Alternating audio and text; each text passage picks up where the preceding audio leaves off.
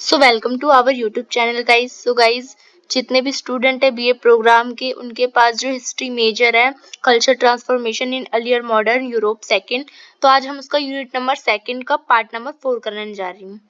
तो unit number first मैं already करा चुकी हूँ और यूनिट नंबर सेकंड के जो 3 पार्ट है वो मैं ऑलरेडी करा चुकी हूँ। अगर आपने वो वीडियो नहीं देखी हो तो आप प्ले लिस्ट में जाकर वो वीडियो देख सकते हैं।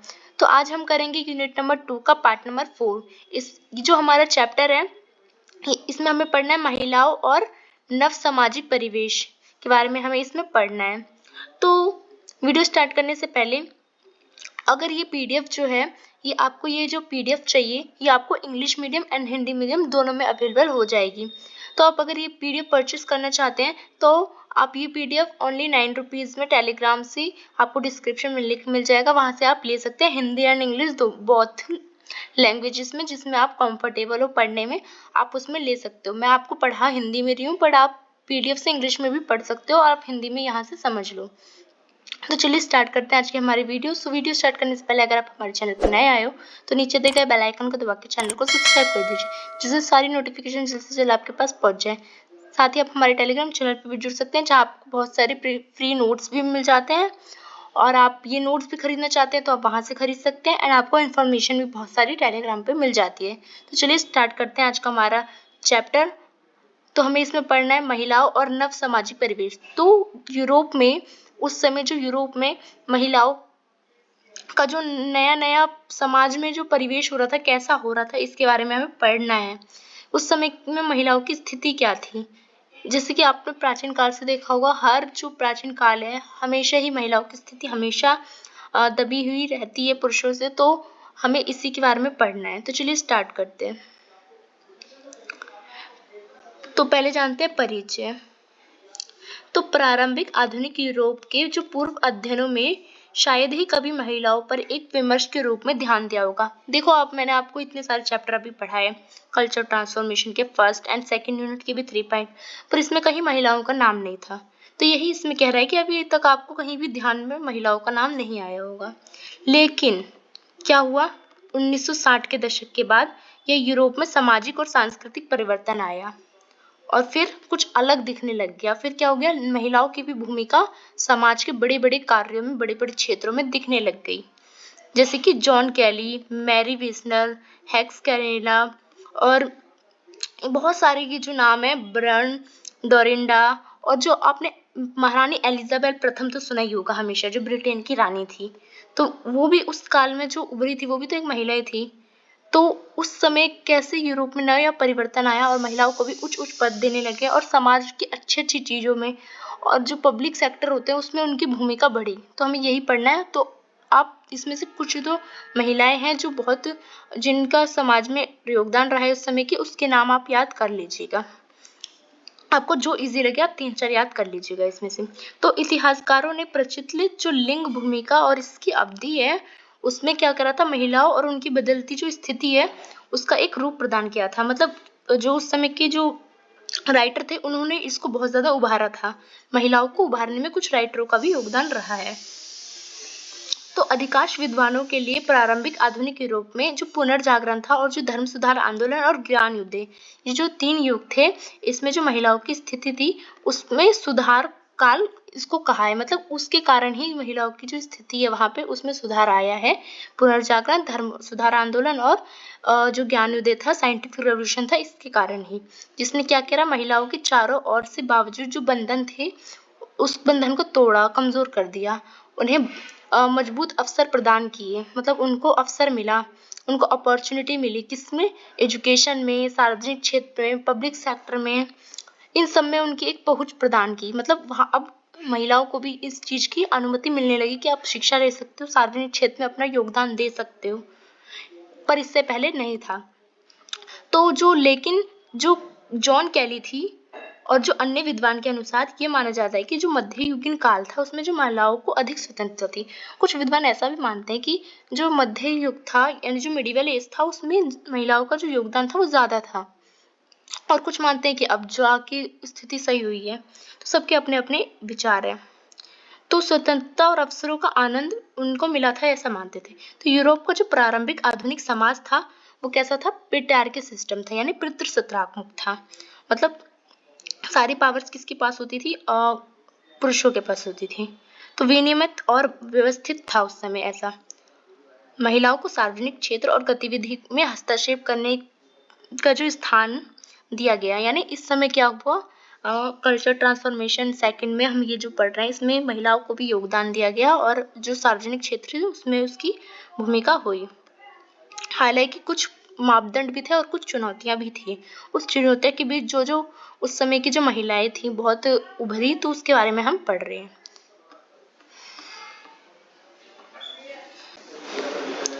तो आरंभिक आधुनिक यूरोप में जेंडर को कैसे देखा जाता था, ये थोड़ा जानते हैं। मतलब लिंग भेदभाव कैसे देखा जाता था पुरुष और महिलाओं में। तो प्रारंभिक आधुनिक यूरोप में क्या होता था, लिंग सामाजिक मानकों और धार्मिक धारणाओं को संस्कृति अभ्यासों से जोड़ा जाता था। यानी जो लिंग के आधार पर जो महिला और पुरुष है उसको क्या करा जाता था, उसको धर्म के आधार पर और जो पुरानी धारणा है और अपनी जो उनकी संस्कृति थी उनके आधार पर क्या किया जाता था, लिंग को जोड़ा जाता था कि महिला का ये काम है, पुरुषों का ये काम है। तो लैंगिक भूमिकाओं को अक्सर सख्ती परिभाषित किया गया है। जो हमेशा से जो पुरुष और जो महिलाओं की जो लैंगिक परिभाषाएं है, यानी उनको क्या काम करने चाहिए और महिलाओं को क्या काम करना चाहिए, ये बहुत ज्यादा सख्ती से हमेशा बताया गया है कि मतलब शुरू से आपने देखा होगा कि कैसे दबाया जाता है। तो वही पुरुषों और महिलाओं के लिए अलग अलग अपेक्षाएं की जाती थी उस समय की। पुरुष जो है वो बाहर का काम करेंगे, महिलाएं जो है वो बच्चे देखेंगे और घर का काम करेंगी, जो अक्सर कानूनी और सामाजिक ढांचे को प्रोत्साहित करता था। तो मतलब जो कानून उस समय का जो कानून था और समाज था वो भी इस चीज को प्रोत्साहित करता था कि हाँ महिलाओं का काम अलग है और पुरुषों का काम अलग है। पर इस काल में आते आते क्या हुआ, ये बदलने लगा।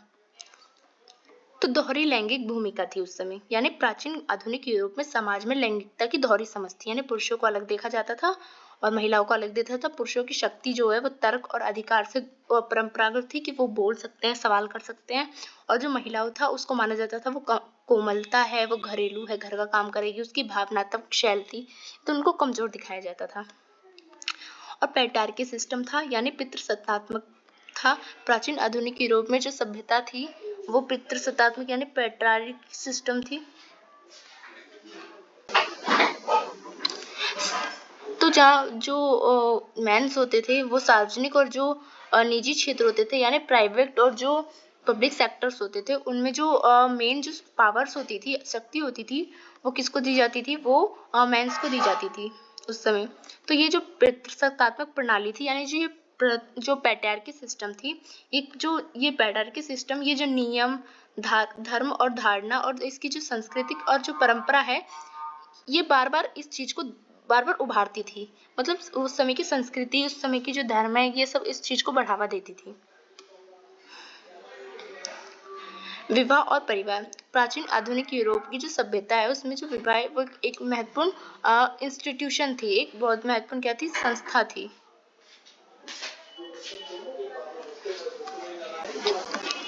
जो कि लिंग की भूमिका और अपेक्षाओं को प्रभावित करती थी। मुख्य रूप से जो महिलाएं, उन्हें विवाह करने के लिए घरेलू काम जैसे बच्चों की परवरिश ये सब करने की अपेक्षा की जाती थी कि, और जो विवाह होती थी वो महिलाओं के लिए आर्थिक और सामाजिक सुरक्षा भी प्रदान करती थी। मतलब माना जाता था कि जो महिलाएं हैं वो शादी करके बच्चों को पालेंगी, ये करेंगी, और जो उनकी आर्थिक सुरक्षा और सामाजिक सुरक्षा भी शादी से ही मानी जाती थी कि, और स्वतंत्रता के अन्य अवसर उन्हें प्रदान नहीं थे उस समय। उस समय का धार्मिक प्रभाव भी था लैंगिक पे।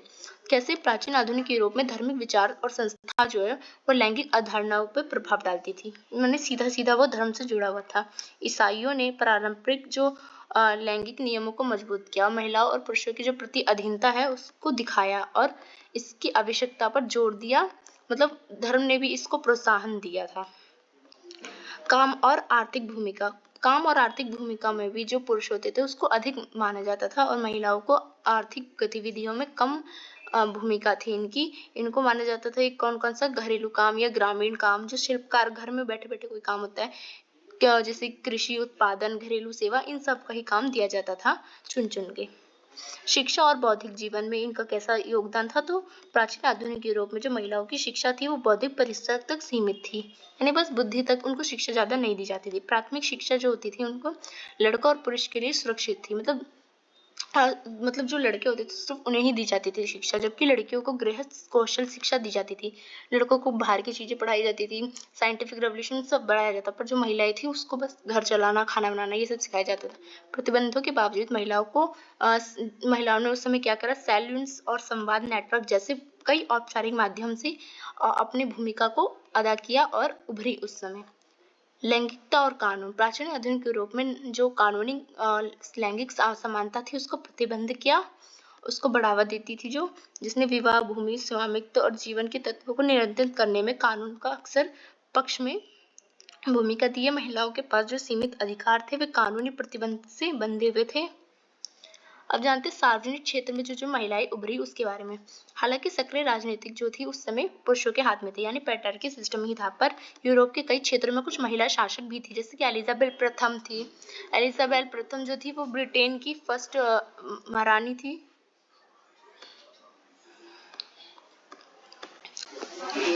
तो उनमें से जो बहुत सारे जो शासक थे वो अभिजात वर्ग के माने जाते थे, मतलब जितने भी उस समय के जो शासक थे वो सब अमीर वर्ग के थे, अभिजात वर्ग के थे। उस काल का जो राजनीतिक सिद्धांत था, जो उस समय का जो पॉलिटिकल थ्योरी थी, वो क्या थी कि ज्यादातर महिलाएं जो संप्रभुत्व के खिलाफ था, यानी महिलाओं को इसके खिलाफ माना जाता था पॉलिटिकल्स के। अधिकांश राजनीतिक लेखकों और सिद्धांतकारों ने उन्हें शक्ति के आधार पर आदर्श और संप्रभुता आदि के बारे में अपनी चर्चा से बाहर रखा, यानी उनको बहुत सारे उस समय के जो पॉलिटिकल थिंकर्स थे उन्होंने जो वुमेन्स की जो योगदान होता है उसको पॉलिटिकल से अलग रखा था, मतलब वो नहीं मानते थे कि ये योग्य है शासन करने के। लेकिन हम देखते हैं कि 17वीं शताब्दी के बाद बदलाव आ रहा था, जिसमें लोग महिलाओं को भी राजनीति का एक भाग मान रहे थे, जैसे कि एलिजाबेथ प्रथम जो है वो सबसे बड़ा उदाहरण है, जो ब्रिटेन की महारानी थी। तो जॉन बर्डिन जो है 1596 में उन्होंने रॉबर्ट फिल्मम जो कि 1653 में इन्होंने महिलाओं के शासन और गैर कानूनी जो आपत्ति थी, अनैतिकता जो थी उन्हें माना, जो कि पुरुषों केंद्रित दृष्टिकोण को दर्शाता था। इन्होंने भी क्या की, इनको कम बताया महिलाओं की भूमिका राजनीतिक में। बॉडी ने महिलाओं से जुड़ी जो अवगुण सूची थी उसको तैयार की थी, बताया था कि इनमें क्या क्या अवगुण होते हैं, ये योग्य नहीं है। वैसे ही एलिजाबेथ प्रथम के समकालीन लेखकों द्वारा इनकी प्रशंसा की गई थी, और जो एलिजाबेथ प्रथम के समय जितने भी लेखनकार थे उन्होंने इस चीज की प्रशंसा की थी। उन्हें अन्य महिलाओं शासकों की तरह एक अमानत पुरुष के रूप में देखा गया था। जैसे कि इन्होंने बुराई की थी तो जो एलिजाबेथ प्रथम के समकालीन थे उन्होंने इसकी तारीफ की थी। दार्शनिक पद 17वीं से 18वीं शताब्दी के अंत में हॉब्स, जॉन लॉक, आपने सुना होगा हॉब्स, जॉन लॉक, इन्होंने राजनीतिक सिद्धांतकार थे। यह मानने के बावजूद कि महिलाओं के जो स्वभाव से पुरुषों कम थे, उन्हें अक्सर महिला शासन और राजनीतिक भागीदारी की शुरुआती विजेता माना जाता है। इन्होंने मतलब जो वुमेन्स की जो पॉलिटिक्स में जो योगदान है उसको अच्छा माना था, विशेष रूप से जब उन्होंने माना था जब ये परिवार स्थिति और सार्वजनिक क्षेत्र चलाने में इतनी मजबूत होती है तो ये जो देश भी चला सकती हैं। फ्रांसीसी दार्शनिक जो वोल्टेयर थे और मॉन्टेस्क्यू थे, इन्होंने भी तर्क दिया है कि महिलाओं पुरुषों के हीन थी, लेकिन राज्य के प्रमुख और प्रभुत्व राजाओं की प्रभावशाली भी हो सकती थी, यानी उनसे ताकतवर भी हो सकती थी, क्योंकि ये घर का काम भी बहुत अच्छे से हैंडल कर लेती थी। हालांकि उनके समकालीन फ्रांसीसी विचारक जो मर्विडिस डी कॉर्डोनसेंट थे, उन्होंने महिलाओं के लिए समान अधिकारों और अवसरों की वकालत भी की थी। रूसों के विपरीत जो रूसो थे उसके विपरीत उनका मानना नहीं था, वो उनकी तरह ही सोचते थे और महिलाओं को झुकाव सामूहिक रूप और घरेलू की ओर था ये मानते थे। सार्वजनिक क्षेत्र और उनकी जो भूमिका थी वो सीमित मानते थे कि उनकी जो भूमिका है वो बहुत ज्यादा सीमित है। कॉन्सेट और मैरिक जो थे, इन्होंने भी तर्क दिया था कि महिलाओं की सार्वजनिक गतिविधियां जो कार्यालय है वो सक्षम थी, लेकिन उनके पास शिक्षा और प्रशिक्षण नहीं थे। मतलब वो मानते थे कि उनके पास स्किल तो है पर उनको ये बताया नहीं गया है, पढ़ाया नहीं गया है और ट्रेनिंग नहीं दी गई है उन्हें। अगर उनको ट्रेनिंग और पढ़ाया जाए तो वो सबसे बेस्ट होंगी, जिससे उन्हें वंचित कर दिया गया, इसलिए बौद्धिक और क्षमताओं के अनुसार नहीं रख सकी। तो 17वीं से 18वीं सदी में यूरोपीय राजनीति की कुछ शक्तियां महिलाएं थी, जैसे कि मैरी डे मेडिसी, ऑस्ट्रेलिया की एनी जो थी, स्वीडन की रानी क्रिस्टीना थी, इंग्लैंड की रानी आपने सुना होगा एलिजाबेथ प्रथम थी, तो ऑस्ट्रेलिया की मेरिदा। तो ये सारे रूस की महारानी कैथरीन, तो ये सब उस समय की महारानियां थी, जबकि उस समय वुमेन्स को इतना पावर नहीं था, फिर भी ये उभरी थी। तो ये बहुत बड़ी बात है उस समय की। तो हम उस समय की विचारधारा पढ़ रहे हैं जो वुमेन्स के खिलाफ कैसी थी और वुमेन्स कैसे उस समय उभरी थी। तो प्रारंभिक आधुनिक यूरोप में जो महिलाओं और उसकी प्रभुत्ता पर जोर दे क्या क्या देती थी। तो उपरोक्त विवरण से स्पष्ट होता है कि जब महिलाओं और जो प्रबुद्ध समाज की उनकी भूमिका की बात आती है, जब भी इनकी बात आती है तो ये क्या हमेशा एक डिबेट, एक भाषण के रूप में बन जाता है, एक डिबेट के रूप में देखा जाता है।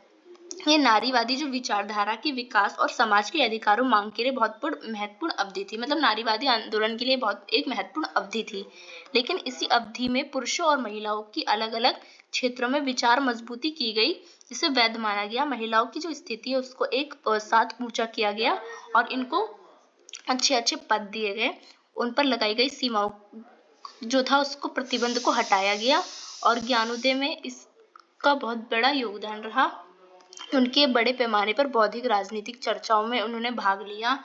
उन्होंने सैलून की भी स्थापना की। उसमें क्या होता था, बहुत सारी संस्था ने उसमें भाग लिया और इसकी जो प्रमुख होती थी वो बुर्जुआ वर्गों को संबोधित करते थे। ये लोग 18वीं शताब्दी में सामाजिक राजनीतिक दुनिया में भाग लेने के लिए चल रहे विकास का उपयोग किया। प्रबोधन काल की तुलना में सत्तावादी यहाँ पे लोग जो विचारधारा थी वो ज्यादा थी और पुलिस के संसद में कई लेखिका इसमें विचारधारा भी शामिल थी, जिसमें आप ये दे सकते हैं सारे नाम, ये उस समय की जो उभरी हुई महिलाएं थी उनका नाम है। उसके बाद महिला एवं फ्रेंच सैलून क्या था, तो ये बहुत महिलाओं द्वारा ही ये बनाया गया था और ये बहुत ज्यादा उभरा था उस समय। तो 17वीं से 18वीं शताब्दी के अंत में फ्रांस में सैलून प्रभुत्व सार्वजनिक क्षेत्र पर महत्वपूर्ण बन गया था। उन्होंने ज्ञान उदय को इंजन कहा गया, मतलब ज्ञान उदय का एक इंजन, मतलब ज्ञान उदय को इंजन देने वाला काम महिलाओं ने किया था फ्रेंच सैलून के माध्यम से, ये कह सकते हो। यह एक तरह की साहित्य मंडली थी, मतलब ये लोग एक साहित्य की जो मंडली, लिटरेसी की जो ग्रुप होता है उनको, महिलाओं का, उनको कहा जाता था, जो कि प्रमुख कुलीन और बुर्जुआ वर्ग की महिलाएं इसमें ज्यादा होती थी। इसमें चर्चाएं होती थी बैठ के। कुछ विद्वान इन सैलून की अधिक सीमितता नहीं देखते थे। क्यों? क्योंकि इसमें जो महिलाएं थी वो सारी अमीर थी, मतलब बुर्जुआ वर्ग की थी और अभिजात वर्ग की थी, इसलिए इसे कट्टरपंथी को प्रोत्साहित, कुछ विद्वानों ने माना है कि ये लोग कट्टरपंथी को प्रोत्साहित कर रहे हैं बस क्योंकि ओनली अमीर लोगों को इसमें शामिल कर रहे हैं। उन्होंने हर बैठक के लिए एजेंडा भी तय किया था इन महिलाओं ने, सैलून वालियों ने। तो प्रमुख दार्शनिक और कलाकारों को भाग लेने के लिए आमंत्रित भी किया था। अपने सैलून और आदि भर्ती के लिए इन्होंने कई प्रतिभाओं की भी तलाश की थी। कलाकार और लेखकों एवं अन्य गणमान्य व्यक्तियों की सैलून में आमंत्रित भी होते थे। सभ्यता और विनम्रता की पहचान भी ये लोग करते थे और प्रत्येक में एक मुख्य सदस्य को बिठाया जाता था और चर्चा होती थी यहाँ पे। तो मतलब सार्वजनिक क्षेत्र पे होती थी चर्चा। तो एक तरफ से कह सकते हो कि अब इस समय आते आते क्या हुआ, उनकी भूमिका सार्वजनिक क्षेत्र में आने लगी थी।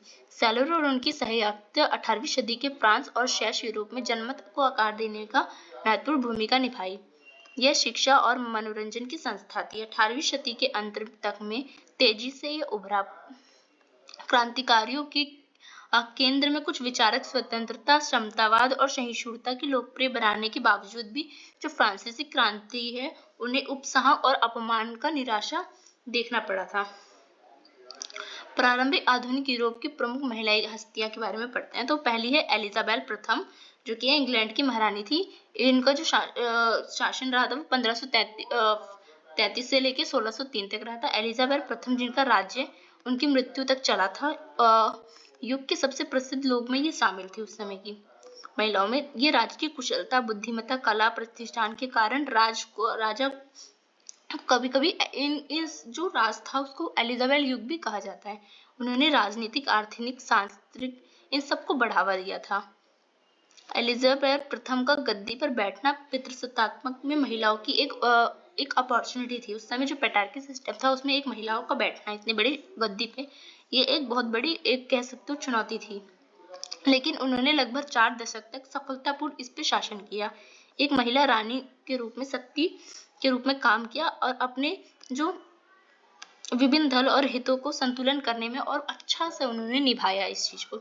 एलिजाबेथ द्वारा कला साहित्य को भी प्रोत्साहन दिया गया और उन्होंने अपने दरबार में जो शेक्सपियर, क्रिस्टोफर मार्लोवे, इन सबको भी नाटककार, इन सबको भी समर्थन किया और अपने साहित्य जो उनके जो दरबार था उसमें अब संरक्षण दिया था अपने द्वार जो दरबार है उसके माध्यम से। और स्कूल, रोजगार, सार्वजनिक क्षेत्र में इसकी जो महत्वपूर्ण भूमिका है उसमें भी इन्होंने बहुत महत्वपूर्ण योगदान दिया था। उन्होंने बढ़ावा दिया था लिटरेसी, इन सब चीजों को, जो कि इस माध्यम से ही क्या हुआ, समाज में परिवर्तन आना शुरू हुआ था। उसके बाद है Catherine de Medici. Catherine de Medici 1589 तक इन्होंने शासन किया था। ये थी फ्रेंच की रेनेसांस के दौरान हेनरी सेकंड ने अपने विवाह के कारण कैथरीन फ्रांस की रानी के रूप में एक बहुत महत्वपूर्ण भूमिका निभाई थी। कैथरीन डी मेडिसी जो है फ्रांस की रानी थी। ये इन्होंने बहुत महत्वपूर्ण भूमिका निभाई थी उस समय। इनके 3 पुत्र थे, चार्ल्स, हेनरी और इन्होंने फ्रांसीसी चार्ल्स और हेनरी इनके पुत्र थे। राजकाल में इन्होंने रानी माँ के रूप में भी काम किया था और इटली के अंश के कारण में विदेशी होने के बावजूद भी इन्होंने फ्रांस का दरबार अच्छे से संभाला था उस समय। तो राजनीति स्थापित किया था उस समय। पेटार के सिस्टम में ये भी बहुत उभरी थी कि कैसे इन्होंने शासन किया था। इनकी राजनीति संस्था बहुत ज्यादा प्रसिद्ध थी उस समय की। समय के संघर्ष में मध्यस्थता और इसके रूप जो थे वो कई तरह से थे, जैसे कि फ्रांस के धार्मिक युद्धों में भी इनका योगदान रहा था। कैथोलिक और जो प्रोटेस्टेंट धर्म सुधार आंदोलन है उसमें भी इन्होंने प्रोत्साहन दिया था और इन्होंने रेनेसा, कला, साहित्य, इन सबको भी बहुत ज्यादा बढ़ावा दिया था, जैसे कि एलिजाबेथ प्रथम ने किया था। जो कैथरीन डी मेडिसी है उनका योगदान राजनीति, कूटनीति, प्रयोजन, लिटरेसी, इन सब सारी चीजों में, कला में उनका योगदान रहा था। 16वीं सदी में फ्रांस और उसके जो परे के राजनीतिक और सांस्कृतिक वातावरण पे इन्होंने एक गहरा प्रभाव डाला था। जबकि उस समय पेटार के सिस्टम था, इन्होंने बहुत महत्वपूर्ण जो है वो अपना इफेक्ट डाला था उस समय के जो कल्चर था उस पे। थर्ड है अट्रे एप्टेम्सिया और जेंटेसली की। इनका जो शासनकाल था वो 1593 से लेकर 1656 तक था। जो है जेंटिलेस्की, ये प्रसिद्ध इटालियन, मतलब इटली की बहुत प्रसिद्ध क्या थी, चित्रकारिता थी। मतलब ये जो थी ये प्रसिद्ध इटालियन बरोक्को काल जो है, मैंने आपको पढ़ाया था बरोक्को से रोकोको काल, न्यू क्लासिकम युग, जो कि यूनिट सेकंड का पार्ट नंबर 2 था, जो कि यूनिट नंबर 4 है। तो उसमें आपने बरोक्को काल पढ़ा होगा। तो बरोक्को काल की बहुत फेमस जेलेस्की अपनी प्रभावशाली उस समय की चित्रकारिता थी। ये प्रेम चित्रकलाओं में सबसे प्रसिद्धि इसने हासिल की थी। उन्होंने कई प्रसिद्ध कार्य भी किए हैं, जिनमें से अधिकांश में शक्तिशाली महिलाएं नायिका को विशेष रूप से उत्कृष्ट बनाया है। इनकी अपनी कला में जो महिलाएं है उसको बहुत ज्यादा ऊंचा और उत्कृष्ट दिखाया। फ्लोरेंसो की अकेडमिक में आर्ते डेल डेनेस्क्यो में प्रवेश करने वाली ये पहली महिला थी। तो जेंटिलेस्की एक प्रतिभाशाली और कुशल कलाकार थी, जिनकी चित्रकला में दक्षता विशेष रूप से बरोक्को शैली प्रसिद्ध थी, क्योंकि ये बरोक्को शैली की कला थी। उन्होंने अपने पिता के प्रसिद्ध चित्रकार ओराजियो जेलेस्की से औपचारिकता प्रशिक्षण प्राप्त किया था। इनके जो पिता थी वो भी बहुत ज्यादा फेमस चित्रकार थे, जिनका नाम था ओराजियो। तो तुरंत अपनी स्वयं की विशिष्ट शैली विकसित की इन्होंने। उनसे ट्रेनिंग लेके अपने फादर से और गतिशील योजना में मजबूत किया और भावनात्मक विषय का प्रमुख अंश रहा। उनके चित्रों की शक्तिशाली स्वतंत्रता, प्रबल महिलाओं और प्रतिबंध किया, जो एक महत्वपूर्ण योगदान था। उन्होंने धार्मिक पौराणिक परिस्थितियों को बारीकी से दर्शाया अपनी चित्रकारिता में, और जो उनकी संकल्पना थी, जेंटिलिस ने महिलाओं के प्रतिनिधित्व करा और उनके बारे में परंपरागत जो लिंग भेदभाव था उसको खिलाफ थी वो, और इन्होंने अपनी चित्रकारिता के माध्यम से महिलाओं को बहुत ज्यादा ऊपर दिखाया था। जो जेंटिलेस्की के कार्यों में उनके जीवन के दौरान पहचाना गया था। उनके जीवन के दौरान ही उनको पहचान मिल गई थी, क्योंकि इतनी प्रसिद्ध हो गई थी वो। उनमें से कुछ के ऐसे रूप में अपने युग की कुछ महिला कलाकारों में से ये एक थी। उसमें जितनी भी उस काल की जो महिलाएं थी उसमें से एक सबसे फेमस रही है ये जेलेस्की जो है। उसका प्रभाव उनके अपने जीवन पर भी था, जिसने आगे पीढ़ियों के कलाकार को भी प्रेरित किया है। इनकी जो कला थी उन्होंने आगे में भी पीढ़ियों को जो आने वाली उनको प्रेरित किया, क्योंकि इतनी प्रसिद्ध थी और महिला होके उस समय उभरी थी, जबकि वो समाज उस समय का नहीं था। विश्व में महिला कलाकार को स्वीकृत पहचान, वृद्धि और योगदान में उनकी एक महत्वपूर्ण अंग और भूमिका रही है। उनके कार्य उदाहरण स्वरूप कह सकते हैं, ऐसे कि ध्यान देने वाली अधिक बढ़िया सामग्रियां वो प्रस्तुत करती थी अपने चित्र के माध्यम से। प्रतिभा, भावना को, गहराई को, महिलाओं के जो अलग अलग विषय है उन सबको चित्रित करती थी, उनकी विशेषता बताती थी अपने चित्रों के माध्यम से। और इसकी कला उस समय की बहुत महत्वपूर्ण कला थी, जो कि एक क्रांति लाई थी वुमेन्स में उस समय। अब देखते हैं नेक्स्ट है मैरी। तो जो मैरी थी वो 1759 से लेके 1797 तक इनका काल रहा था। जो ये मैरी थी ये एक प्रसिद्ध लेखक थी। एक क्या थी? लेखक थी ये, और महिला अधिकार की समर्थक थी। मतलब जो महिला आंदोलन जो वो हो रहे थे, नारीवादी आंदोलन, उन सबके एक अधिकारी के रूप में, प्रमुख के रूप में थी ये। तो उन्होंने अपने प्रबंधन जो vindications of the rights of women जो है, जो कि 1792 में लिंग समानता और शैक्षणिक परिवर्तन के बाद पे उन्होंने लिखा था। इस शिक्षा के संबंध में प्रारंभिक ज्ञान को इनके प्रारंभिक ज्ञान पे इसने प्रश्न चिन्ह खड़ा किया था कि ये ऐसा क्यों, मतलब भेदभाव वगैरह क्यों करते हैं। इस बुक पे इन्होंने अपने तर्क दिए थे। इस क्रांति पुस्तक में उन्होंने महिला के समान अधिकार और शिक्षा के मजबूत वक्तव्य के बारे में बताया है कि उनकी क्या क्या अधिकार होने चाहिए, क्या क्या उनके साथ शोषण होता है। मैरी ने महिलाओं की अधिकता की समस्या धारणाओं का समर्थन नहीं किया। उनकी जो अधीनता मतलब पिटारकी सिस्टम की ये अवहेलना करती थी, तथा महिलाओं को शिक्षा और बौद्धिक एवं व्यक्ति विकास अवसरों के लिए प्रेरित करती थी। महिलाओं को क्या करती थी? प्रेरित करती थी समाज में उठने के लिए। महिलाओं को शिक्षा, शक्तिशाली समर्थक भी देती थी, जिन्होंने, जैसे कि हमारे कह सकते हो, हमारे सावित्रीबाई फुले के बारे में आपने सुना होगा, जैसे क्रांति करी थी, इन्होंने भी की थी। वैसे ही शिक्षा के अवसर होने चाहिए, इसकी बात करती थी महिलाओं के लिए। जो मैरी थी, शिक्षा के बारे में इनकी धारणा जो है वो नारीवादी आंदोलन के लिए एक आधार बनी थी, जो महिलाओं को औपचारिक शिक्षा में बहुत महत्वपूर्ण जो स्थान है वो प्रदान की थी। मैरी ने उस समय की मौजूदा जो विवाह संस्था है उसकी भी आलोचना की थी, जिसमें वह दावा करती थी कि महिला विवाह के भीतर अक्सर सेनावृत्ति और आश्रित व्यवहार की जाती है, जिसमें समझौता सहानुभूति होती है। मतलब उनको घर का ही काम कराया जाता है, आर्थिक सामाजिक सुविधा भी नहीं होती उनके पास। विवाह विधारू परंपरा का इन्होंने क्या किया? नारीवादी आंदोलन के द्वारा इनकी आलोचना की है। अब नेक्स्ट है कि मारिया सिबिला मैरियन। ये जो है 1647 से लेकर 1707 तक इनका काल रहा है। मैरियन एक प्रतीकवादी और वैज्ञानिक चित्रकारिता थी। इन्होंने पौधे और कीटों के बारे में लिखा था। ये उस समय की ओनली ऐसी महिला थी जो कि हर चीज से हटकर वनस्पति के माध्यम से लिख रही थी। मतलब उस समय में जो वनस्पति के बारे में कोई नहीं लिख रहा था, वो इस समय ये लिख रही थी। ये सबसे मेन है उस समय की। उनकी पृष्ठ के अनुसार कीट पतंगों के जीवन चक्र विवरण उस सब समय की क्रांति था। मीडिया सिबिला जो है वो पहली प्राकृतिकविद वैज्ञानिक थी, खोजकर्ता थी, जिन्होंने कीटों का अध्ययन किया था और वनस्पति विज्ञान का जो क्षेत्र है उस पर अपना महत्वपूर्ण योगदान दिया है। उस समय में सबसे महत्वपूर्ण योगदान, वैज्ञानिक ज्ञान को बढ़ावा दिया है, विज्ञान की तरफ फोकस किया है, विज्ञान की तरफ महिलाओं की भूमिका बढ़ाई है, और कीटों के जीवन चक्र अनुसंधान इन सब के बारे में उन्होंने रिसर्च किया। यानी उस समय की सबसे फेमस कह सकते हैं कीटों की जो उन्होंने क्रांति लाई थी।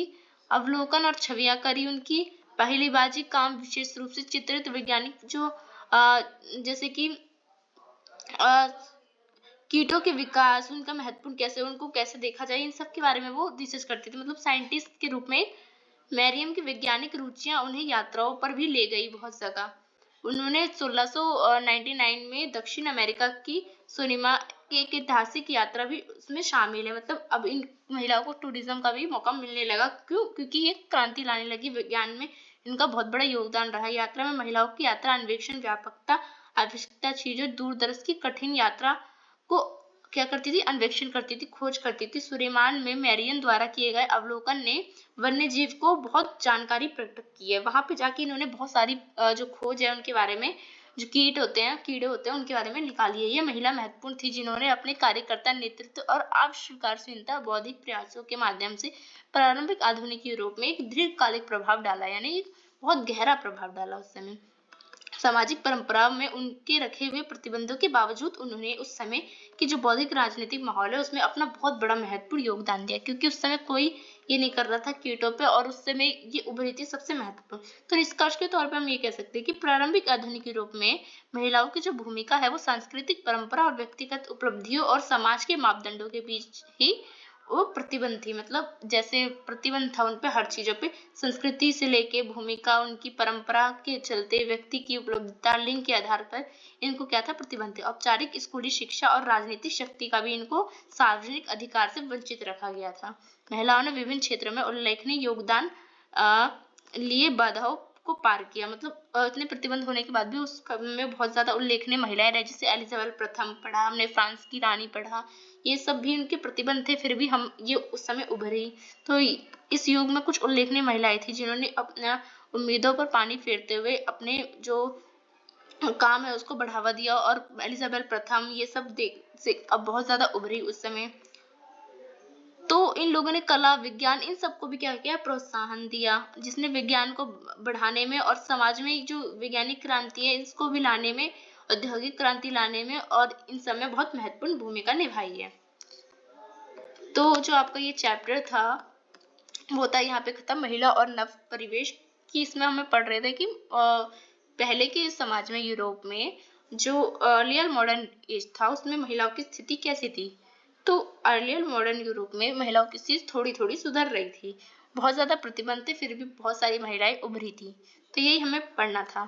तो आई होप आपको ये वीडियो अच्छी लगी हो। तो वीडियो अच्छी लगी हो तो लाइक कीजिए एंड शेयर कीजिए। वीडियो कैसी लगी कमेंट सेक्शन में जरूर बताइए। धन्यवाद।